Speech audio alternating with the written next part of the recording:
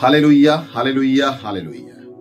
মথিলিখিত সুসমাচার অধ্যায় 4 পদ সংখ্যা 4 লেখা রয়েছে, কিন্তু তিনি উত্তরে বললেন, লেখা আছে, মানুষ কেবল রুটিতে বাঁচে না, কিন্তু ঈশ্বরের মুখ থেকে যে প্রতিটি উক্তি নিগৃহীত হয় তাহাতেই বাঁচে।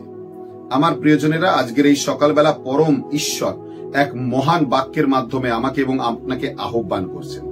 তিনি বোঝাতে চাইছেন ঈশ্বরের প্রতিটি বাক্যের মধ্যে অনন্ত জীবন আছে। এখন যে বাক্য আপনি শুনছেন সেটিও অনন্ত জীবন। যদি আপনি বিশ্বাস করে আজকের এই বাক্য পাঠের মাধ্যমে আপনার জীবনকে শ্রবণ এবং কৃপাতে পরিণত করতে পারেন, যে সত্যি আমি বিশ্বাস করি, তাহলে আপনার বিশ্বাস দৃঢ়তায় পরিণত হবে, আপনার দৃঢ়তা আশীর্বাদে পরিণত হবে এবং আপনি পরম প্রধান ঈশ্বরের এক মহান অভিষিক্ত ব্যক্তি হতে পারবেন। আমেন। যুক্ত থাকার জন্য অজস্র ধন্যবাদ। সকলকে জয় যিশু।